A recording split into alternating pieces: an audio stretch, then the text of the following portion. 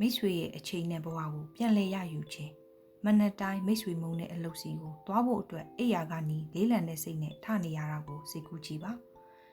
ဒီလိုမျိုးဘဝကအသက်50 60အထိဆက်ရှိနေနိုင်တယ်ဆိုတဲ့အတွေးကမိတ်ဆွေကိုကြောက်ရွံ့စေပါသလားဒီလိုအဖြစ်မျိုးကိုလုံးဝမလိုချင်ဘူးဆိုရင်အခုအချိန်မှာပဲအမှန်တကယ်ပြောင်းလဲဖို့လိုအပ်နေပါပြီလူများစုဟာငွေရှာဖို့အတွက်သူတို့ရဲ့အချိန်ကိုရောင်းချနေကြတာပါဒါပေမဲ့တကယ်လက်တွေမှာအချိန်ဆိုတာဟာမိတ်ဆွေပြန်ရနိုင်မှာမဟုတ်တဲ့အရာတစ်ခုပါအဲ့ဒီမနက်တိုင်းမှာမိတ်ဆွေမလုပ်ချင်တဲ့အလုပ်ကိုထပ်မလုပ်ရအောင်ပတ်စံဘလို့ရှာမရမလဲဆိုတဲ့မိကွန်းကိုနီလန်းတစ်တစ်ခုနဲ့ဖြေဆိုကြည့်ကြရအောင်1မိတ်ဆွေရဲ့မရှိခြင်းကိုဖန်တီးပါမိတ်ဆွေဘလို့အချိန်တွေကိုအကျိုးရှိရှိအသုံးမချခဲ့တယ်လဲဆိုတာအရင်ဆုံးသုံးသပ်ကြည့်ပါဖုန်းတစ်လုံးနဲ့အချိန်ဖြုံးနေတာရည်ရွယ်ချက်မရှိပဲအပြင်ထွက်လဲပတ်နေတာဒါမှမဟုတ်ဘာလို့ရမှန်းမသိပြင်းရည်နေတာတွေဟာမိတ်ဆွေရဲ့အချိန်ကိုတန်ဖိုးမရှိတဲ့အရာတွေနဲ့လဲလှယ်ပစ်လိုက်တာပါပဲဒီအချိန်တွေကိုပြောင်းပြန်လှန်လိုက်ပါမိတ်ဆွေရဲ့အချိန်ကိုတန်ဖိုးအရှိဆုံးဖြစ်အောင်အသုံးချပါမိတ်ဆွေရဲ့အချိန်တွေကိုဘယ်အရာတွေမှာသုံးချင်လဲဆိုတာကိုစရင်လုပ်ပါအဲ့ဒီနောက်မှာအရေးကြီးတဲ့အရာတွေကိုဦးစားပေးလှုပ်ဆောင်ပါတန်ဖိုးမရှိတဲ့အရာတွေကိုလုံးဝမလုပ်ပါနဲ့တော့ဒီလိုလှုပ်ခြင်းအပြင်မိတ်ဆွေရဲ့အချိန်ကိုတန်ဖိုးကြီးတဲ့အရာတစ်ခုအဖြစ်ဖန်တီးလိုက်တာဖြစ်ပါတယ်ဥပမာအားဖြင့်နေ့တိုင်းညနေ9နာရီကနေ10နာရီအထိမိတ်ဆွေစိတ်ဝင်စားတဲ့အကြောင်းအရာတစ်ခုကိုလေ့လာဖို့အတွက်အချိန်သတ်မှတ်ပါအဲ့ဒီအချိန်တွင်းမှာမိတ်ဆွေရဲ့ဖုန်းကိုပိတ်ထားပါဒီလိုလုပ်ခြင်းအပြင်မိတ်ဆွေအတွက်အဖိုးတန်တဲ့အသိပညာတွေတိုးပွားလာပါလိမ့်မယ်နှစ်မိတ်ဆွေရဲ့ passion နဲ့ skill ကိုပေါင်းစပ်ပါလူများစုကပတ်စံရှာဖို့ဆိုတာ passion ကိုလိုက်တာမဟုတ်ဘူးရှိတဲ့အလုပ်ကိုလုပ်ရတာလို့ထင်နေကြပါတယ်ဒါဟာအလွန်မားယွင်းတဲ့အတွေးတစ်ခုပါတကယ်လက်တွေမှာတင်ဖြောရွှင်စွာလုပ်နိုင်တဲ့အရာကနေမှပတ်စံရှာနိုင်ပါတယ်မိတ်ဆွေစိတ်ပါဝင်တဲ့အရာနဲ့မိတ်ဆွေမှာရှိတဲ့ကျွမ်းကျင်မှုတွေကိုပေါင်းစပ်လိုက်ပါ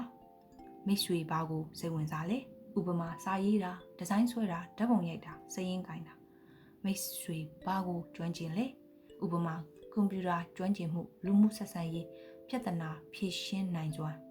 ဒီမေးခွန်းနှစ်ခုကိုဖြေဆိုပြီးတဲ့နောက်မှာဒီနှစ်ခုကိုပေါင်းစပ်ပြီးဘလို့ဝင်ငွေရှာနိုင်မလဲဆိုတာစဉ်းစားပါ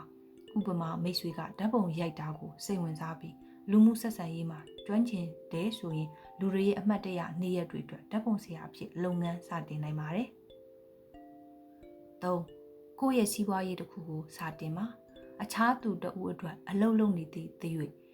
မိတ်ဆွေချမ်းသာဖို့ဆိုတာခက်ခဲပါတယ်။ဒါကြောင့်ကိုယ်ပိုင်စီးပွားရေးတစ်ခုကိုစတင်ဖို့စဉ်းစားပါ။အစပိုင်းမှာတေးသေးလေးကနေစတင်ပါ။ freelance အလုပ်တွေလုပ်ပါ။မိတ်ဆွေကျွမ်းကျင်မှုအပေါ်မူတည်ပြီး online မှာ freelance အလုပ်တွေရှာပါ။အစပိုင်းမှာဝင်ငွေနည်းပေမဲ့တင့်ရဲ့ကျွမ်းကျင်မှုတွေတိုးတက်လာတာနဲ့အမျှဝင်ငွေလည်းတိုးလာပါလိမ့်မယ်။ကိုယ်ပိုင်ထုတ်ကုန်တစ်ခုဖန်တီးပါ။မိတ်ဆွေကိုယ်တိုင်ရေးထားတဲ့ e-bookမိတ်ဆွေကိုယ်တိုင်ဆွဲထားတဲ့ဒီဇိုင်းဒါမှမဟုတ်မိတ်ဆွေကိုယ်တိုင်လုပ်ထားတဲ့လက်မှုပစ္စည်းတစ်ခုကို online မှာရောင်းချနိုင်ပါတယ်။၄ပတ်စံကိုတင့်အတွက်အလုပ်ခိုင်းပါပတ်စံကိုဘယ်လိုသုံးဆွဲရမလဲဆိုတဲ့အတွေ့ကမိတ်ဆွေကိုချမ်းသာစေနိုင်ပါတယ်။ပတ်စံရှာရုံနဲ့မလုံလောက်ပါဘူး။ပတ်စံကိုဘယ်လိုတိုးပွားအောင်လုပ်ရမလဲဆိုတာကိုလေ့လာပါ။ယင်းနှိမ့်မြုံနှံမှာအင်ချမ်းမြေရှယ်ယာဒါမှမဟုတ်စီးပွားရေးလုပ်ငန်းတစ်ခုခုမှာယင်းနှိမ့်မြုံနိုင်ပါအစာပိုင်းမှာငွေပမာဏနည်းနည်းနဲ့စတင်နိုင်ပါတယ်။ငွေစုပါမိတ်ဆွေရရှိတဲ့ဝင်ငွေရဲ့အနည်းဆုံး10%ကိုအနာဂတ်အတွက်စုဆောင်းပါ။ဒါမှသာအရေးပေါ်အခြေအနေဒါမှမဟုတ်ရင်းနှီးမြှုပ်နှံဖို့အတွက်ငွေကြေးအင်အားရှိနေမှာပါ။အရင်းနှီးကိုတန်ဖိုးရှိတဲ့အရာမှာပြန်သုံးပါ။မိတ်ဆွေအတွက်အပိုးဝင်ငွေရရှိစေမယ့်အရာတွေမှာပြန်လည်ရင်းနှီးမြှုပ်နှံပါ။ဥပမာမိတ်ဆွေရဲ့စီးပွားရေးအတွက်ကွန်ပျူတာအသစ်တစ်လုံးဝယ်တာဒါမှမဟုတ်သင်တန်းတစ်ခုတက်ရောက်တာမျိုးပါ။ငါအသက်50မှာနောင်တရမယ့်အစားအခုချက်ချင်းစတင်ပါဒီချက်တွေကလက်တွေ့ကြပါတယ်ဒါပေမဲ့အရေးကြီးဆုံးအချက်ကမိတ်ဆွေရဲ့စိတ်နေစိတ်ထားပါပဲမိတ်ဆွေဒီစားကိုနားထောင်ပြီးတာနဲ့ဘာမှမလုပ်ပဲထိုင်နေမယ်ဆိုရင်မိတ်ဆွေရဲ့ဘဝဘယ်တော့မှပြောင်းလဲလာမှာမဟုတ်ပါဘူးမိတ်ဆွေလှုပ်ချင်တဲ့အရာတွေကိုမလုပ်ရပဲအသက်ကြီးလာမှာကိုတကယ်တမ်းကြောက်တယ်ဆိုရင်အခုပဲအဲ့ဒီကြောက်စိတ်ကိုခွန်အားအဖြစ်ပြောင်းလဲလိုက်ပါမိတ်ဆွေခုပဲဖုန်းကိုယူပြီးအချိန်ကုန်မဲ့ social media တွေကိုပိတ်လိုက်ပါအခုပဲစတင်နိုင်မဲ့အစီအစဉ်တစ်ခုကိုစာရွက်ပေါ်မှာရေးဆွဲလိုက်ပါပမာဏနည်းနည်းနဲ့စတင်နိုင်တဲ့စီးပွားရေးတစ်ခုကိုစဉ်းစားပါမိတ်ဆွေကအခုမှစတင်ရတော့မဲ့ចောင်းသားတစ်ယောက်လိုပါပဲဒါပေမဲ့ဒီတစ်ခေါက်မှာတော့ မိတ်ဆွေဘတော်မှနောင်တရမှာမဟုတ်တဲ့ဘဝလမ်းကြောင်းတစ်ခုကိုရွေးချယ်ရတော့မှာပါမိတ်ဆွေကိုယ်တိုင်ရဲ့ဘဝကိုပြောင်းလဲဖို့အချိန်တန်ပါပြီအခုချက်ချင်းစတင်လိုက်ပါရည်မှန်းချက်တွေရဲ့စွမ်းအားလုံးဟာဘဝမှာအောင်မြင်ခြင်းကြတာကြီးပါပဲဒါပေမဲ့လူများစုဟာကိုယ့်ဘာကိုတကယ်လူချင်တာလဲဆိုတာတိတိကျကျမသိကြပါဘူးမိတ်ဆွေလိုချင်တဲ့အရာကိုရှင်းရှင်းလင်းလင်းမသိရင်အဲ့ဒီအရာစီဘယ်တော့မှရောက်မှာမဟုတ်ပါဘူးကိုလိုချင်တဲ့ရည်မှန်းချက်ကိုရှင်းရှင်းလင်းလင်းသတ်မှတ်ထားတာဟာတင်မွန်တစင်းအတွက်ဥတီယာကိုသတ်မှတ်လိုက်တာနဲ့အတူတူပါပဲဥတီယာမရှိတဲ့တင်မောဟာလေထဲမှာတဝဲလေလေနဲ့မျောနေတယ်လို့မျိုးရည်မှန်းချက်မရှိတဲ့ဘဝဟာလည်းဖြတ်တန်းယုံတတ်တာဖြစ်နေမှာပါဘလို့စားလုံးမလဲရည်မှန်းချက်တွေသတ်မှတ်ပြီးပြီဆိုရင်ဘလို့စလုပ်ရမလဲဆိုတဲ့အဆင့်ကိုတွားရပါမယ်နီလန်းကတော့ဒီနေ့လုပ်ရမယ့်အရေးကြီးဆုံးအရာကိုအရင်ဆုံးလုပ်ဆိုတာပါပဲမိတ်ဆွေလုပ်ရမယ့်အလုပ်တွေအများကြီးရှိနေရင်တောင်မှအဲ့ဒီအထက်ကမှအရေးကြီးဆုံးအကျိုးသက်ရောက်မှုအရှိဆုံးအလုပ်တစ်ခုကိုရွေးထုတ်ပြီးအဲ့ဒါကိုပဲအာရုံစိုက်လိုက်ပါဒီလိုလုပ်တာဟာတောင်တထောင်ကိုတလန်းချင်းတက်သွားသလိုမျိုးပါပဲပထမတလန်းနောက်တလန်းနဲ့သိငယ်တဲ့အောင်မြင်မှုလေးတွေစူးစောင်းမိလာတဲ့အခါသင်ဟာကြီးမားတဲ့အောင်မြင်မှုကြီးတစ်ခုရဲ့အစပြိုးနေပြီဆိုတာသိလာပါလိမ့်မယ်အချိန်တွေကိုဘယ်လိုသုံးမလဲအချိန်ဟာကျမတို့ရဲ့အဖိုးတန်ဆုံးရင်းနှီးမြှုပ်နှံမှုပါပဲအချိန်ကိုစနစ်တကျမစီမံနိုင်ရင်ဘယ်အရာမှအောင်မြင်ဖို့မလွယ်ပါဘူးမိတ်ဆွေလုပ်ရမယ့်အလုပ်တွေအားလုံးကိုစရင်းလုပ်ပါပြီးတော့ A B C D E ဆိုပြီးဦးစားပေးအဆင့်သတ်မှတ်ပါ A